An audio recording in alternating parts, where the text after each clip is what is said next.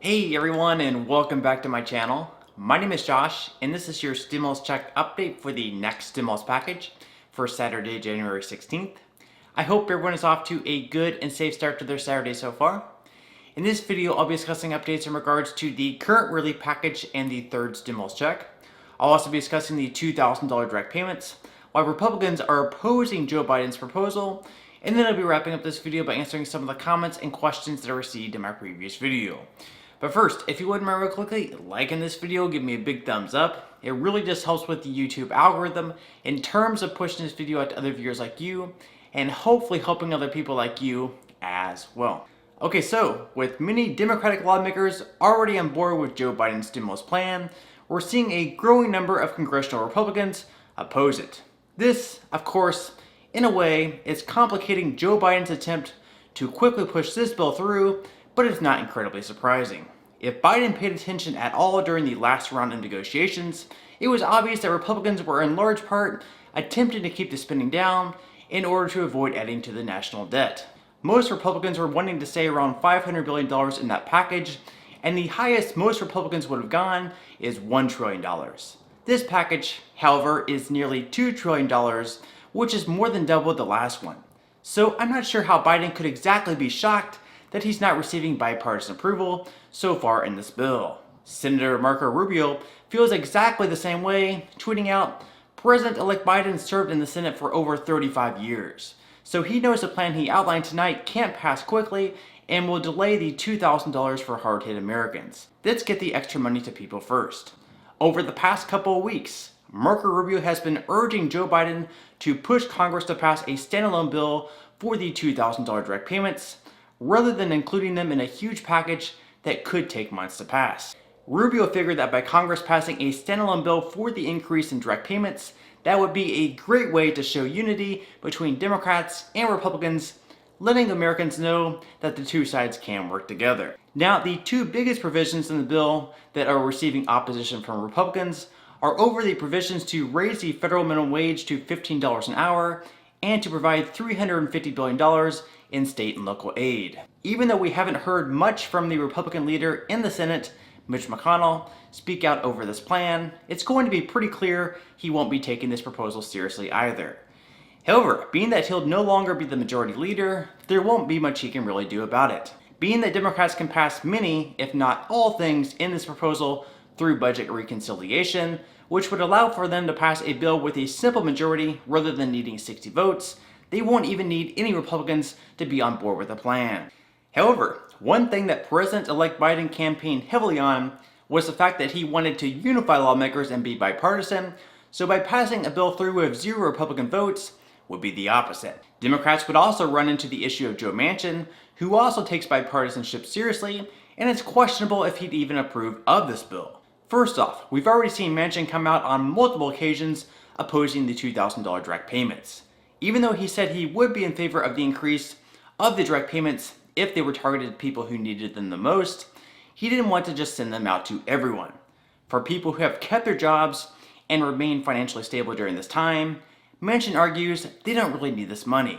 The provision in this bill that would increase the federal minimum wage up to $15 per hour is also something that Manchin and even other Democrats in red-leaning states may oppose as well. Back in 2014, Manchin did back a piece of legislation that would have raised the federal minimum wage up to $10.10 an hour, but a few years later, he refused to even sign on with other Democrats that would raise it to $15 an hour.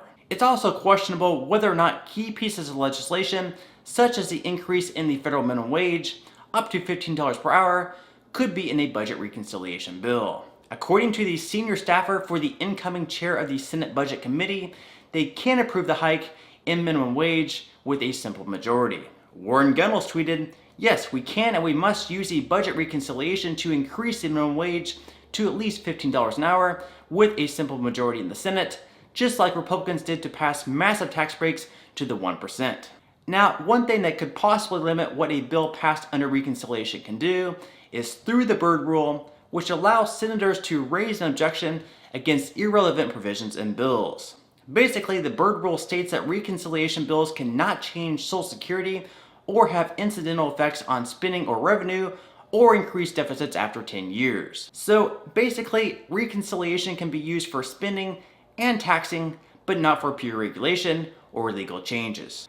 However, as I mentioned in yesterday's video, many of what's in the bill will be able to pass through budget reconciliation. Of course, that's if and only if Joe Manchin is on board with this proposal as well, as they will need all 50 Democrats in the Senate to approve of it. Considering that most congressional Republicans have stated their opposition to the bill, it's going to be difficult to get even a single Republican on board with this plan, which of course will then require all Democrats to approve it on party lines. Republican Senator Rick Scott said, "We have to get serious about how we're spending taxpayer dollars. We cannot simply throw a massive spending at this with no accountability to the current and future American taxpayer." That's a sentiment shared among many Republicans, so we'll have to wait and see how all of this plays out. In the meantime, all we can continue to do is hang in there, stay strong, and hope for the best. Okay, so at this point in time, I'm going to move right along to answering some of the comments and questions that I received in my previous video. And if you do have any other comments or questions for me, please feel free to leave them in the comment section below. I do try to answer as many of the comments and questions as I possibly can, but for those comments and questions I'm not able to respond to, I do try to pick some of the more popular ones to answer in the next video in video form. Okay, so without further ado, let me go ahead and jump into the first comment of today's video, which is from Mary. Mary says, "Are adult dependents going to receive the $2,000 direct payments?" Okay, thank you so much for your question, Mary, and if they end up passing the next bill as Joe Biden requested, then adult dependents will also be eligible to receive the $2,000. For everyone else, if they receive the first direct payment, for now, they would only be receiving an additional $1,400 on top of the $600 they already received. Since adult dependents didn't receive the $600, they would be able to receive the full $2,000. Okay, moving along to the next question of today's video, which is from Scott. Scott says, "Hi Josh, my wife and I received the first stimulus check in the mail, but not the second one. They said it was due to be mailed on January 6th. What can we do?" Okay, thank you so much for your question, Scott, and I'm so sorry that you still haven't received your $600 direct payment. Now, one thing that I will say is that you're definitely not alone. In fact, I've seen many people receive the same mailing date of January 6th, yet here we are 10 days later and almost no one has actually received their check in the mail. This means that the Postal Service is either extremely slow at delivery or there is some other delay in getting these payments sent out. However, per the IRS website, they do mention that they can take 3 to 4 weeks for them to arrive, so by that time frame, it could take until February 3rd until you receive your check. If you don't receive it by the end of this month, what I'd recommend is to go ahead and file your tax returns and claim the $1,200 as a credit. I'd also recommend filing electronically and early on just to ensure that you receive your money as quickly as possible. You can also reach out to the IRS over the phone at 1-800-919-9835, but more than likely you're probably not going to find out much more information than what you can already find through the payment portal. Now, if you do decide to reach out to them, I would recommend you call just a little bit earlier in the day just to avoid those longer hold times. Alright, moving along to the next question of today's video, which is from Barbara. Barbara says, "Good morning, Josh. How do I update my bank account information to the IRS?" Okay, thank you so much for your question, Barbara, and unfortunately, if you have changed banks since you received your first direct payment, there is no way to update that information.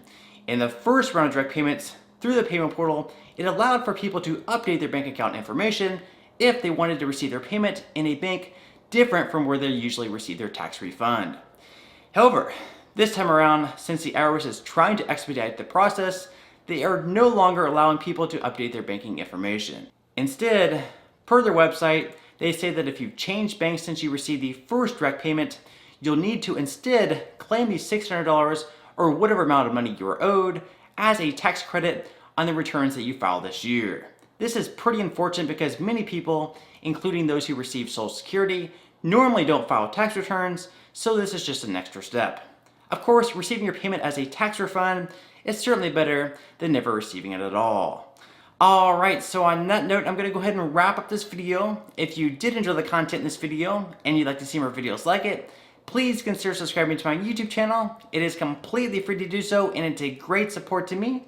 Also, if you'd like to receive 4 free stocks from Webull, with 2 of them valued all the way up to $1,600 each, or 1 free stock from Robinhood just for signing up.